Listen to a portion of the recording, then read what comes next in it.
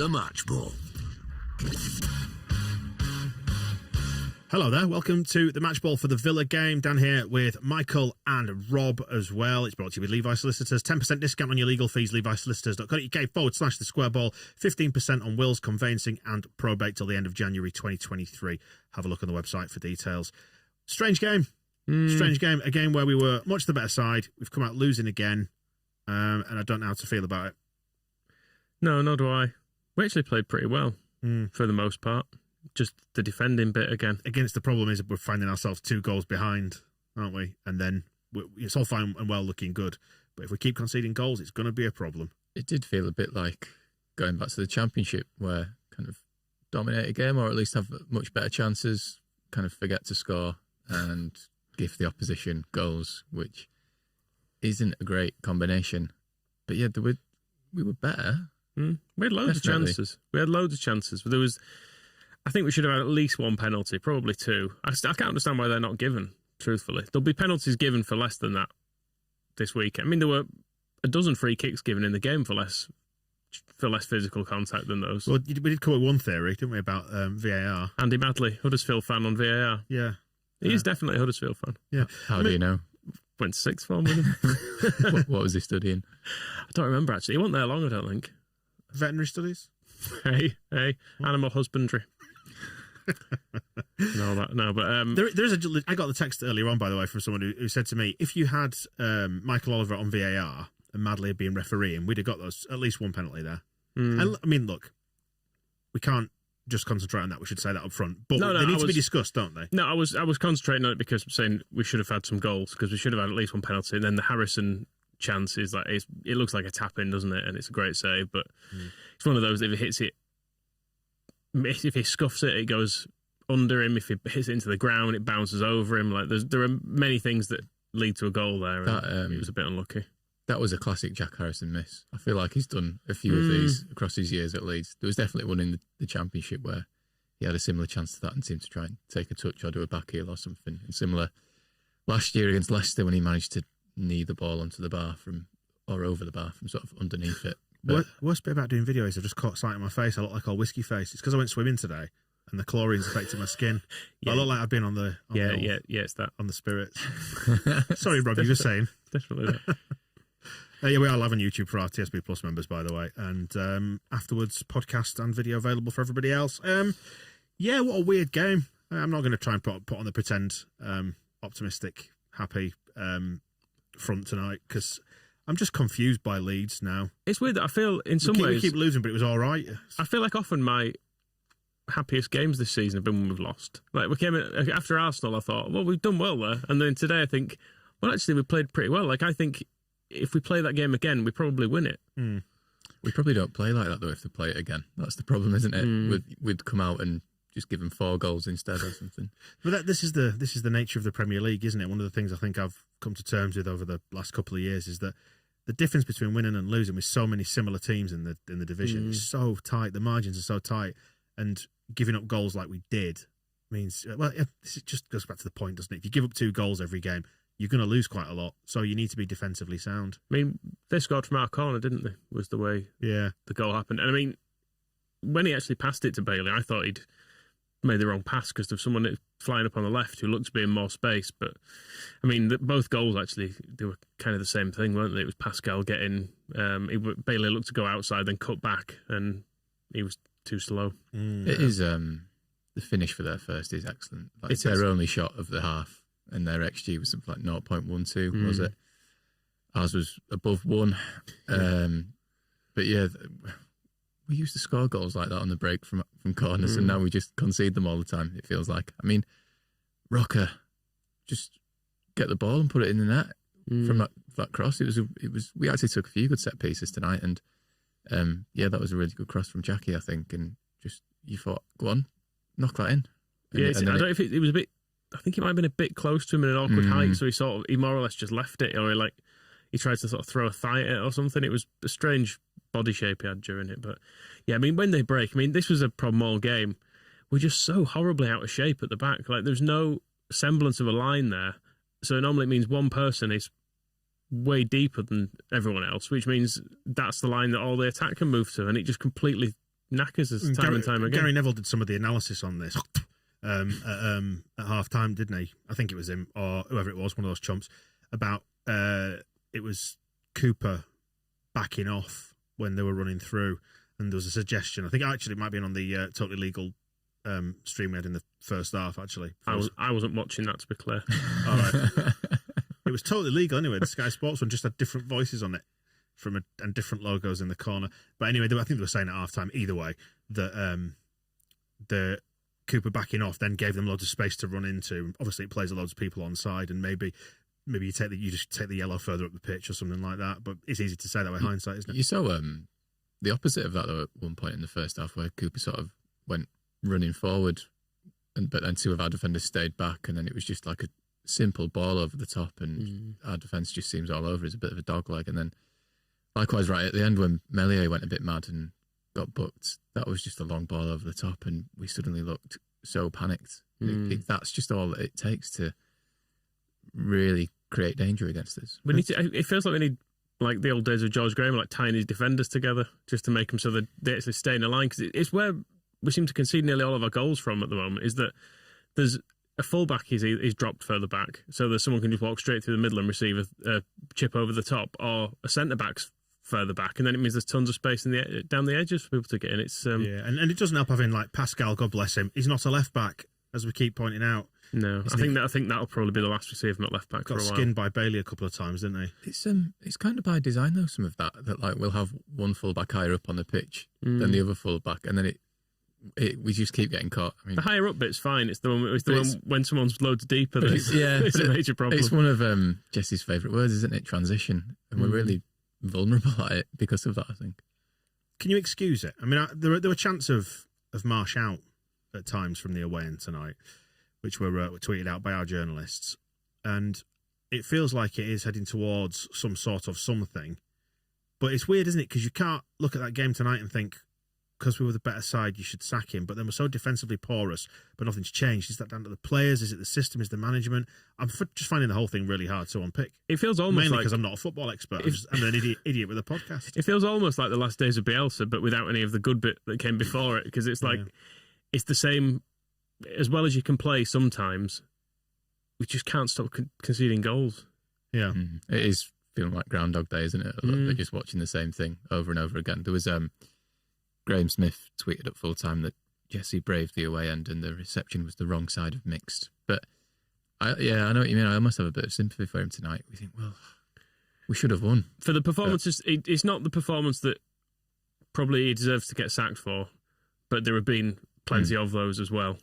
I suppose is what you would say. Certainly not our worst performance under him. I think like the Leicester game or the Fulham game or even the Cardiff game would have been more worthy, more like sacking offences for me, because we actually were terrible in those games for large parts. Yeah, I was going to say, as much as I feel sorry for him a bit tonight, I did want him sacked 2 months ago, I guess, after Fulham. But... And there's that goal, the opening goal tonight, with it happening so quickly, I just thought, well, that's not anything to do with bravery, is it? That they're not brave, they're scared, moments, blah, blah, blah. Just fucking defend. Yeah, that's the thing. I don't see that he has the fix for it, because he's been 10 months now in the job, and it's arguably the defending's got worse. The further this goes on, the more out of shape we appear to be, and maybe that's because we're trying to be super aggressive and push forward more and stuff, which I suppose you can see the benefits of it in the attacking play, but it's just we give such good chances to the opposition. Yeah. I'm kind of a mind just to think this ain't going to work, but I don't feel like I want to call for his head, if you know what I mean. Because it was a good performance tonight, but I just feel like with a medium to long term view on it, this ain't going anywhere. That's what I feel like about it. I don't know if I'm being unfair or not, and that's genuinely where I stand. Yeah, I'm a bit not indifferent, but I just feel like it's not going to happen anytime soon, basically. Because if they didn't sack him after Fulham, and then he got those 2 wins, and it just feels like, do you know how we went to Villa last year, and that was the game that Radrizzani said after we went 3-1 down or whatever it was, that he wanted to leave the stadium at half time, and he was convinced that something was broken. And you just think, well, how have you not got to that point with this yet? when Cardiff went 2-0 up, you just think, when's that moment going to be with Rads and Marsch? But I don't necessarily see it coming anytime soon. No, I'm the same. I suppose I don't know what the options are for the next manager. They may be speaking to someone else because they were clearly speaking to someone else when Bielsa was in charge. So it could be that, we're on the phone to, dare I say it, Deitch or someone. It probably won't be, will it? It'll be someone more exotic than that because it's Horse's way, generally speaking. But if you were to give me an option of Marsch and this person, I'd feel more inclined to say potentially yes, sack him. But if the option at the moment is Marsch, we'll get rid of him, but then we won't appoint anyone for 3 weeks, and Marich might be in charge with Scoobs for a bit, and we'll see how that goes. Well, that's what he calls him. That's what Jesse calls him, isn't it? Old Scoobs. So yeah, if that was the option, then I guess stick with Jesse a bit longer. But you kind of hope that the club have got something up their sleeve. I mean, there are a couple of people in the comments on the YouTube feed saying that he's described it as our most complete performance yet as Marsch, and something to build on. He's not entirely wrong, is he? That's define complete. Well, I guess so. Yeah, defending is a huge part of the game, and scoring is as well. Yeah, I've got sympathy with the scoring because we should have scored more. I thought we were unlucky not to get more goals. I mean, we did get one in the net, and it was fractionally offside, wasn't it? As well, there was that one, which was Madley just sketching his lines with the nearest. The line did look a bit dodgy. I have to say, the nearest right, and then get that off screen. It was quick. drawn from the back foot rather than like the leaning shoulder, but it was probably marginally off. No, let's create a conspiracy theory. Okay, fine. Oh God. But yeah, I don't know. It didn't look complete to me, did it? But it was. No, it was good, but it wasn't. It's all fine and well being good if you don't get any results, and we're not at the minute, are we? It's hard to know as well how much of our performances at the moment are just down to the fact that you just give the ball to Nonto and let him do some stuff. Well, let's talk about Nonto then. Let's talk about him. Gary Neville talks about him enough on Sky, wanting to basically sell him on already, describing him as a Man City-like winger. Twat. Stop selling our footballer. He's ours. He's only just signed. We're keeping him. He's brilliant, though, isn't he?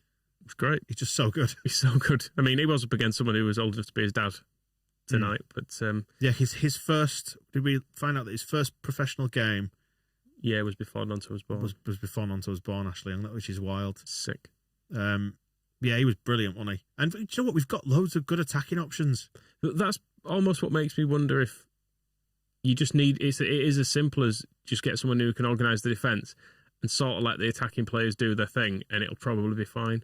Because I thought that last year when we got rid of Bielsa, I thought it probably doesn't take an awful lot to fix this, because Rafinha was just make it vaguely solid and give the ball to Rafinha and hope for the best would have been more or less my tactic last season. But we've got much better attacking players this year. So, hey, and we've actually replaced Rafinha, Max Verber. Long throws. The long throws. They're much better than Rafinha's, aren't they? Yeah, he looks more comfortable doing it. Which is maybe not surprising, given he's a big burly centre back rather than like a skittering winger. Marsch kind of was sold to us as someone who's a bit more pragmatic, but the football isn't really that much more pragmatic, is it? It's just if not more loose than the stuff we witnessed before, in the sense that defence is completely shapeless. Yeah, I don't think pragmatic is the word I would use to describe it, I have to say. And I'm saying that because I want to contrast it with Unai Emery tonight, who is more pragmatic, and they got in front and basically sat back and let us have it and let us attack them, which you wouldn't want to watch, would you? You wouldn't enjoy watching it as much as seeing what you got out of us going forward tonight, which is kind of the weird paradox that's built into this. He got lucky tonight, I think, did Emery. Yeah, I don't think it's a particular feather in his cap that he's won that, because you have to, which I know sounds bitter, but you've got no credit for it. But he didn't set up a team particularly to win that game. His setup didn't win them that game. Our shit defending. Yeah, it's a bit like us trying to take positives out of that draw at Newcastle, isn't it? Where we got absolutely battered, but somehow got away with a point. Yeah, like I was more dejected after that than I am this, because I can see promise in this performance. I just don't think he can fix the defence. Well, there's a question here from Elliot. Says, Dan, is it any better than this time last year? 5 of his signings in for 100 million and were worse. Yeah, you're right. That's what I said. I don't think we've gone anywhere. I don't think we will get to where we need to get to with this setup. To me, it just doesn't work. I think you probably can't add players quick enough to this squad to get it capable of playing this Marsch style of football. I think we probably can't. I mean, that's why I was asking about the pragmatism. Is like, would you accept us being uglier and solid? Because that feels to me like that's the counterpoint to what we're seeing at the minute.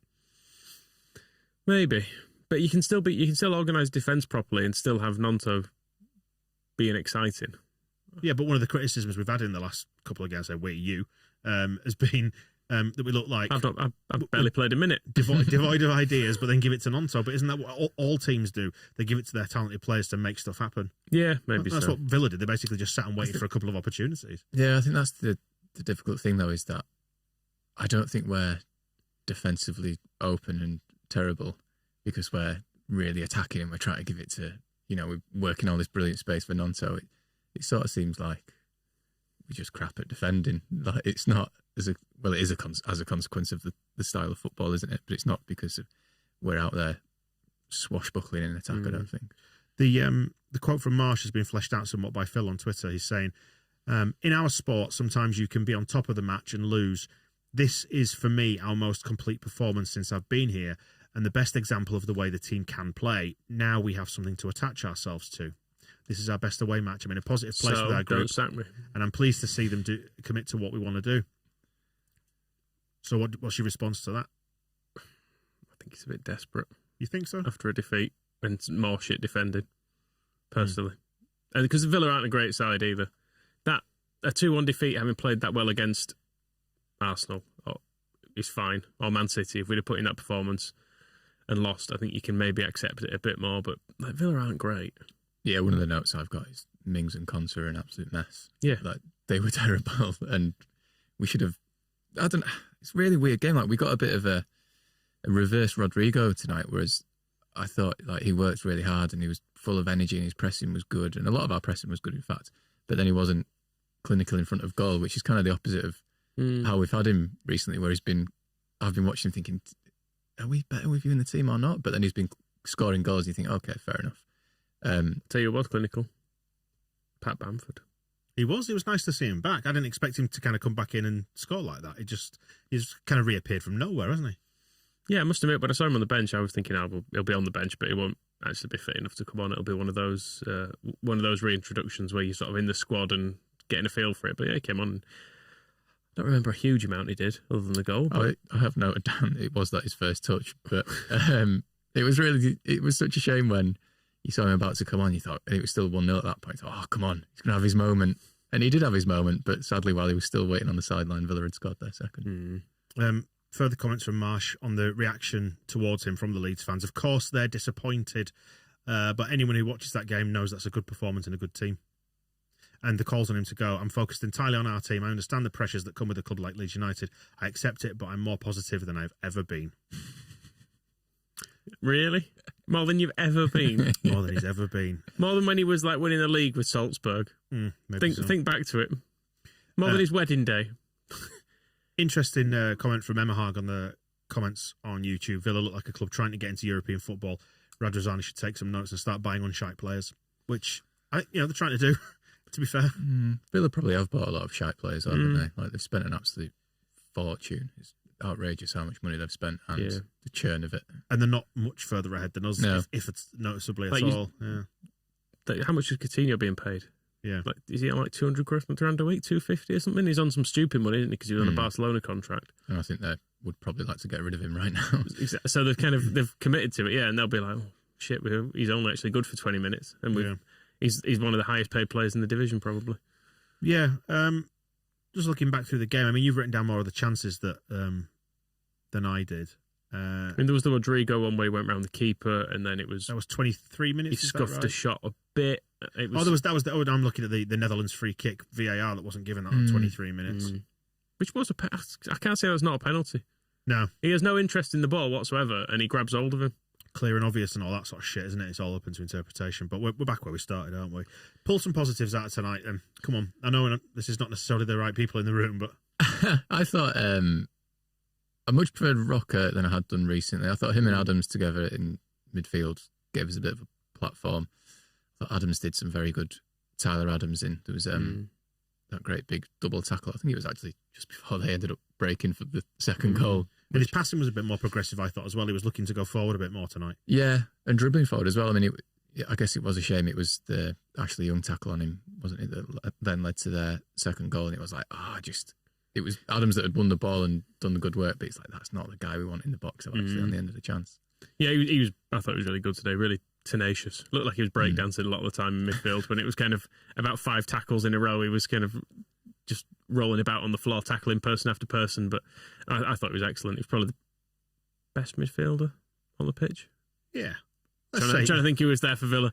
No, he was. I'm going to say he was. And I've been watching Rocker recently, sort of tearing my hair out a little bit at him, but I thought he was good tonight. There was that 10-minute spell just before half-time where we actually moved the ball really well and created some chances, which isn't really what we've been seeing from Leeds recently. Like just a bit of composure, really, I suppose, up until the finish. But yeah, we were moving the ball about nicely.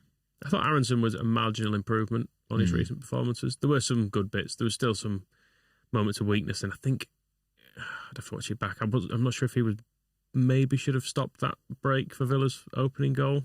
I can't remember. I might be completely wrong in blaming him here, but he was. I thought I could see what he was trying to do today, even if it didn't always come off. Whereas the last couple of games, he's just been a complete passenger. So maybe he's returning to form a bit. Yeah, I thought he was all right. Yeah, without being outstanding or being terrible, I thought he was just fine. I thought most of all. Jesse Marsch is also saying if we can play like this every week, we have a bright future. He might be right. There's nothing you can really say to it, though. It's like, okay, play like that every week. Then. I think it keeps bringing us back to the same point, isn't it? Everything is now being funneled. All comments you can't look at it without looking through the prism of Marsch and whether this is working and this is going to last. Can you? Everything comes back to that now because we need points on the board. Every single angle we look at here for this game and the players, whatever you think, well, what's he doing? What's happening? Where's this going? I've said it before, but it's another game where I'm coming out of it and you think, okay, well, what are we going to do in the next game? It's like if we do play that in the next game, cool, we might get something out of that. It might be fun to watch. That would be positive. But so often recently, we'll have some form of promise, and then the very next game you watch them and you just think, what the fuck was that? Like, it's like West Ham, I enjoyed the kind of comeback and the way we played, getting back into that game, and then you watch the first half against Cardiff, and it's like, oh, we're just doing the same thing again, aren't we? Yeah. I think maybe we were helped today because Mings and Contra, I thought, were both pretty terrible with the ball at their feet as well. So the pressing we were doing had an impact, I thought, and they did. Quite often lose it or just end up kicking it long as a result of the pressing. Whereas when we've done that against better teams, they just pass around us and break, and then they meet our shambolic defence and score a goal. Rob's making a good point actually here in the comments about Marsch burning through games. That's the problem, and it's true, is that, isn't it? It's all fine and well saying, oh well, we did all right in that one. We'll hopefully we'll get some out of the next one, and the games are just ticking by and ticking off and ticking off. And before you know it, you've won 2 games in 17. And it's like, oh shit, it's hard to actually stick up for that, isn't it? Even when there are signs of promise. And we're at the bit of our season now where we need to win games. This is the moment where we need to start picking up points in this little run. If we get a month down the line and we've only a point or 2 better off, we're in massive, massive trouble. Yeah. Because there's some huge games coming up thereafter, aren't there? Yeah. So not as winnable on paper. But you can't. I don't think you can just go, oh well, things are improving. It's like, yeah, but they've got to improve pretty rapidly and by more, because otherwise it's we're just gonna not get any wins, are we? So, and that will send you down. I think Elliot's trying to hoist me by my own petard here, asking about the points versus goals thing. Looking at Jesse's absolutely fucked it for you, hasn't he? Yeah, well, with that system. Well, actually, do you know what? But 33 goals, we're almost safe. But when you look at us going forward, we look like a team that should be able to score our way to safety. But the problem is at the back, isn't it? So we are scoring quite a few. Yeah, I beg your pardon. 33 is conceded. We've scored 26 though. Well, actually, that's what Elliot says. What's the points versus goal looking like? Surely we're going against it with the amount that we concede. Well, that's it, isn't it? We keep conceding them. Yeah, but I mean, you do look at the teams below us. You know, Bournemouth have got 18, 3 of which are against us, so don't count. But everyone else, like 14, 13, Wolves with 11 goals. We should really be outscoring everyone and much higher up the table. But we're not. We've scored more goals than Chelsea, for God's sake. Oh, they're terrible, though. Yeah, I mean, they are terrible, yeah. But even so, I mean, like, you know, Scum up in 4th, they've got 27 goals. Yeah. It doesn't feel like we're in a relegation fight, apparently, said Jesse. We're only halfway through, not even halfway through the season, he said. Well, I mean, league table suggests otherwise. He's wrong, isn't he? Can't we be in the relegation zone by like the end of this game week? Or yes. Yeah, we're 2 points above it at the moment. Yeah. Made progress since Liverpool to be the team we want to be. I'd concentrate not so much on the negativity of the 2 wins in 17. He's going on about the performance again. So, I mean, he did reject the 2 wins in 16 before this game by saying, I'm going to just look at the last 8. And then, I mean, even if you add tonight to that 8 games, we've got 2 wins in 9. So it's still not fantastic. It's not much fun, is it, at the minute? When are we back in? We're playing again on Wednesday, aren't we? Yeah. We've got Cardiff. At least that removes a bit of the pressure from the league, but it's going to be all on again against Brentford, isn't it? And if that goes against us, Ellen Road's going to be a horrible place against Brentford. It will turn. It's on the verge of turning, you can tell, can't you? Yeah, the away ends... It's a good barometer, isn't it? It really is. That's where a discontent starts. So, I mean, I guess it was Leicester, wasn't it? It was kind of turned earlier in the season. That's the thing. It's like, how many times are we just going to come back to this point? You thought, like, after that run of games that culminated in Fulham, was that the last one? We think we've just wasted this like brilliant run of fixtures again, of winnable games, and then we got the 2 wins against Liverpool and Bournemouth, and now it feels like we're wasting a similar run of fixtures where you think, they're the winnable games. And it will only get more desperate and the pressure grow greater. I know people don't want to hear this, but it does sometimes take time. It's always about results, but I know if we play like this, we'll get results much more often than we have. Well, he might be right. But it's a hell of a gamble to say that.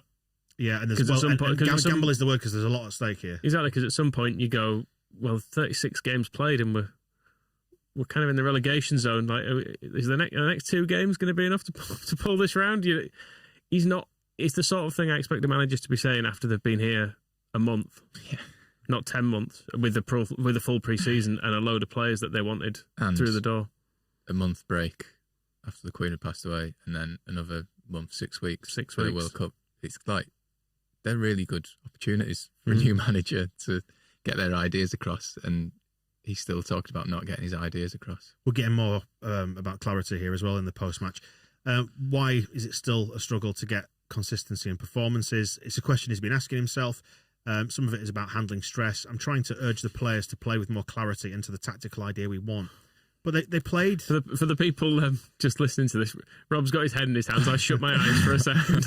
I can't hear him. It's just the same fucking thing. Clarity and stress again. It's bullshit because they handled the stress because we attacked quite well. What the problem was defensive organisation, wasn't it, tonight, that meant we were 2 goals behind? Yeah. I worry if he thinks it's about stress, I think he's wrong.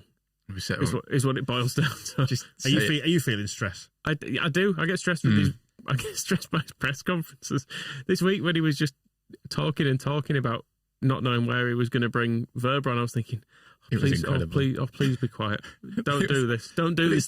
Don't do this to yourself. My watch measures a stress level, which I don't know how it does that, but I've never been more stressed than discovering that it knows whether you're near Ellen Road or not. But it's like I just always picture Marsch going up to the players like, "Are you stressed? You're not stressed, are you? Come on, don't be stressed." Fucking hell, Jesse, I wasn't until you started talking. You're stressing me out now. Stop it. But then, it was the thing about Verba in the press conference was extraordinary. How the previous answer he'd mentioned clarity. And then he talked about, what did you tell Max Verba when he was coming on at Cardiff? And he's like, I told him he was going to come on at left back, and then centre back, and then left back, and then centre back. And then I changed my mind 6 times. Then I brought him on in central midfield. And you think, why don't tell us this, Jesse? Just lie. Just say, I always said I was going to bring him on in central midfield. And lie to me, say I look nice in the dress.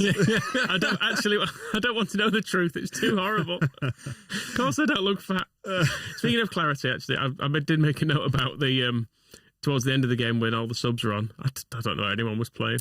I mean, he did that at Leicester, didn't he, actually, where he just sort of got the subs on. Go on, lads. I don't necessarily disagree with a bit of chaos in the last minutes, but it was like, is Joffrey on the right? Is he up front? Who's further forward between Bamford and Rodrigo? Is Greenwood now like a holding midfielder? Yeah. It was all quite confusing. Well, that was the thing with Greenwood for Rocker. We just sort of stopped having the ball at that point. And I know Rocker always gets subbed off because he seems to get tired, but I thought he was playing well, and then we just lost control of it again. I think, let's wrap it up, and because I think that is a good place to wrap it up because we're ending on questions, and that's what it is about. It's like being a Leeds fan at the minute. It's what it's about. We're just left with, well, when is this either going to work or come to an end? Would you just put it out of its misery now? Probably. if that didn't make it through the audio, Rob just whispered, yeah. I want it in a kind way. I don't feel any. I don't hate Jesse. Like there were managers in the past that I've been like furious with and desperately hated them, wanted them to fuck off. I don't feel like that towards him. I just feel like he maybe is not ever going to get it. Yeah. I also just think, what the fuck were the board talking to him for 2 years? And this is what it's led to. It's like, Christ, he's really sort of sold you a dream there, hasn't he? Or something's gone wrong. Kept telling him there's going to be all this clarity, then he's got it. Like, it's just not enough clarity. You've told us for 2 years you were big on clarity. I am, and they're not doing it. What does it mean? It doesn't mean anything, does it? I don't think it does. I mean, I think here's the thing as well. It is, that response is coloured tonight by being straight after full time. We don't prepare anything when we come into this. It's just shooting from the hip, isn't it? How you feel in that particular moment. And if we fast forward to a week on Sunday and we beat Brentford and the table's looking all right, then you probably breathe a bit more of a sigh of relief and think, okay, fair enough. But I do have to say, like in the long term, I struggle to see where it's heading. But I'm ready to be proved wrong. I'd quite like to be proved wrong. Yeah, and as I said, I would only get rid of him if there is a good alternative out there, because I don't think it's a complete disaster at the moment. I can see good things, but I don't think he's got it in him to fix the defence. So you pretty much rolling the dice on being able to outscore someone. Rob's suggesting this match ball needs more clarity in capital letters. In that case, Marsch. I think there is that thing as well when you get to the point where get Eddie Gray in and play the kids, where a manager is having his mannerisms taken the piss out of, basically, that you have to say, you have to call time on stuff like that. It's because it's kind of gone beyond the sublime to the ridiculous, hasn't it? Maybe, but people have always taken the piss of managers' things. But if you're winning, it sort of doesn't matter. What's the alternative is being asked in the comments. Well, we don't know, do we? I mean, but that's not necessarily a reason to hang on to something that's failing. But it's that question, there's never any definitive answer about whether it's the right or wrong time to sack a coach. Ultimately, what we think doesn't really make any difference anyway. No, and ultimately, it's not our job to find the next manager. No. Or even to put names forward, because it won't make any difference. Victor Orta is very much his own man with these things, isn't he? So we could shout and scream about a manager we think would be great, but it won't make any fucking difference. So what will be the point? Let's finish on one positive. Patrick Bamford's back and he got his 100th goal. That was good. Yeah. Patrick Bamford. Right, we'll wrap it up there then. Thank you for joining us. Hopefully we'll be able to do something lighter on like Wednesday and then Sunday, Cardiff and Brentford. 2 wins would put a different complexion on the week, right? Yeah. And Jorginho Rutter, if he hasn't got on the first plane back to Germany. Well, something new and shiny to look at. And I do wonder what they've told him about Marsch, don't you? We'll speak to you in a bit. The Match Ball.